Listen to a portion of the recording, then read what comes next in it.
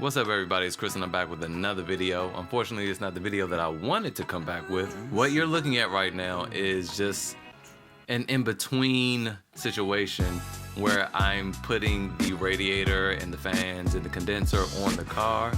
I don't know what happened to the footage after this. I mean, I filmed it all on the same day. I only have half of it.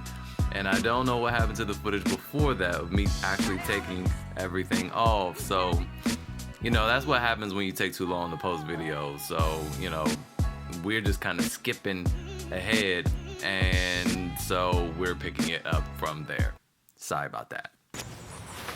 All right, what's up, y'all? It's the next day. So when I was doing this, I ran into a little problem. When I was putting this, when I was trying to change this bottom, let me zoom in for you. When I was trying to change this bottom pipe, where's my finger? Right there.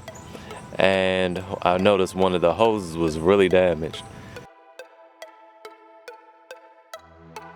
It wasn't damaged to the point that it would start leaking, that it started leaking yet, but it was getting there. So I thought, well, I'm gonna have to order another part and it's gonna take another month, but you know what, it's a rubber hose. So I decided to practice a little ingenuity. So what I did was cut the hose, and if you see, the hose goes from a larger to a smaller. So this is actually, this opening is 1/2 and this exit is 3/8. So you can see it's really messed up. Really messed up. But what I decided to do was get a pipe. So I went to Home Depot, I got a pipe. It was much longer than this, and I just cut it out while I was at Home Depot. I need to sand it off a little bit, rub it against the concrete. And I'm going to stick the pipe in there and then connect the other half to the other part. And hopefully that will solve the problem. It'll reinforce the interior, and since I know what you might be thinking, well, that pipe is smaller than this hose. Yes, but the exit is the exact same 3/8 opening, so it won't matter. So I'm going to stick this in here and then stick it into the other side. I'm going to wrap it with some I just fell out, it was open, some easy fuse tape. And this is honestly just for extra protection. Once I put this pipe in there and clamp it down, it should be enough. But just to prevent any future leaks, especially where these join, and then also, you know, around this, I'm going to wrap this around with the easy tape, and then where this hose joins the other one. Hopefully this is long enough but short enough at the same time where the two original old pieces can connect, so I can wrap that up. And then I'm gonna put 2 clamps on there, and then I'm gonna wrap this part up and then just clamp it off like normal, and we should be in business. Because the hose is not just this little hose, it's actually connected to a 3-piece system, and that was gonna probably be like $400. I'm not dealing with that. I'm gonna just work with this, and this should work just fine. I've done something like this before with transmission lines, which are pressurized, and I was on my Magnum and I rode for, shoot, I've been riding like that for like 120,000 miles, and it's been perfectly fine. So just with coolant isn't usually pressurized, so this should be all right. So I'm gonna go ahead and put this together, and then I'll come back to this and finish this off. And once I finish that, it'll be ready for the condenser and the radiator and all that. The car will be pretty much put back together. So see you in a bit. That took a long time, mainly because I had to go back to Home Depot. The clamps that I originally got were, after I wrapped the tape around it, were too small. And I'll say that that thing is tight. It's not going anywhere. So hopefully those don't rust. But shoot, hopefully I never need to touch that again. But I mean, for the future owner or whatever, hopefully those don't rust and that won't be an issue. Now, here's the next problem. So I'm about to put the pipe on, and you notice something different? You always compare parts. So far so good, so far so good, so far so good. And what is that? These are completely different. This is flat, whereas this one is bent. And the problem is, I don't remember having any trouble with that. It seemed to be, from what I recall, this was perfect.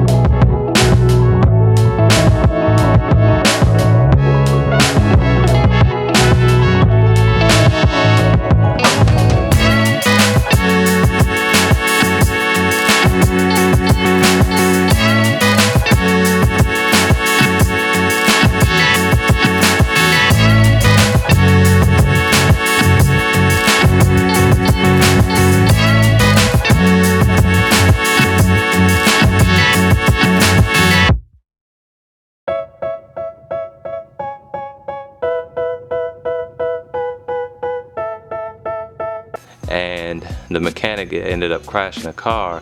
He originally just snapped the underpiece, the body splash off, this piece, which I had to buy a new one because he broke it when he just snapped everything off.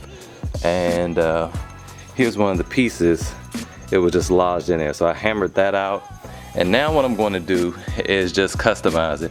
I'm going to drill some holes in here. I'm going to drill some holes in this new body splash that I got, and I'm going to just use zip ties, just use some industrial strength zip ties. But first I got to get this screw out of here. Now what I did over here was just sawed it off. So I'm going to saw this one off now, and then I'm going to see if this will line up on there, because the screw head is in the way, so that won't sit flush against it. So let's go ahead and do that.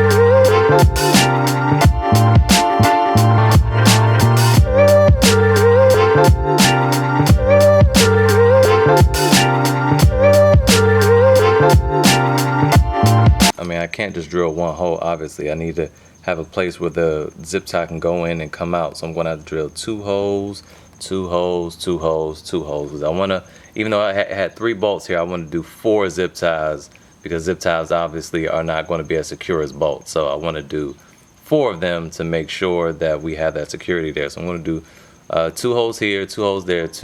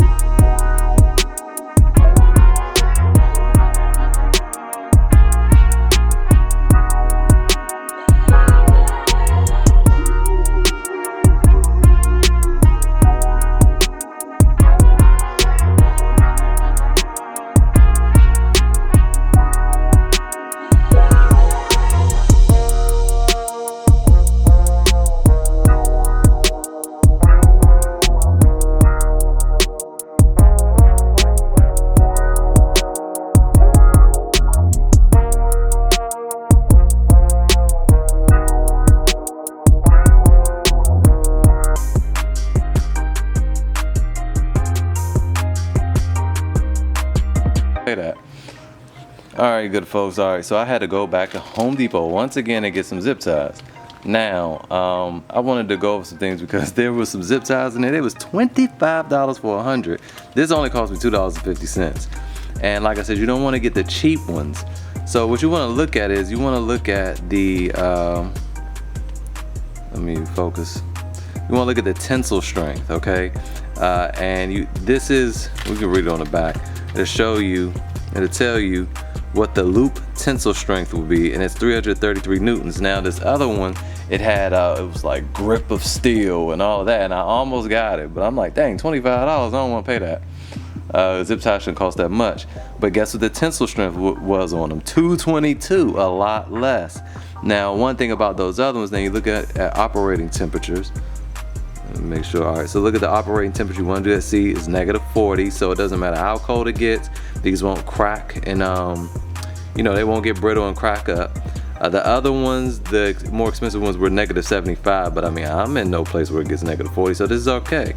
And it goes up to 185 degrees. Now I'm only wrapping up, this is going to be on the outside of the car, so I'm just securing the splash the splash guard to the radiator shroud, so it doesn't get hot. It might get a little bit hot from the radiator up here, but it's not going to get It shouldn't get 185 degrees. It's possible that it can get close to there, but this is not going to melt. It's not going to be touching. It's just going to be on this part right there, and that should be okay. Where the other ones did go up to 220 degrees, I believe. But man, I'm not paying $25 for no daggone zip ties. So what I needed to do was make sure these fit. So let me kind of bounce this camera around my neck so you guys still see it. Shoot. I almost need a drill to open up the, there we go. I don't have any scissors out here. Usually the finger method works. All right, so what we need to do now is see if this fits in the hole. Okay, y'all can't see, but it does. It fits perfect. See, it fits perfect. And I'm just gonna wrap around, it's gonna loop around, go into that next hole there, and then go under and be secured. So this is perfect. So I'm gonna go ahead and try to put the radiator shroud on now. Just hang it on there, try to maybe get the connections together. And we're gonna call it.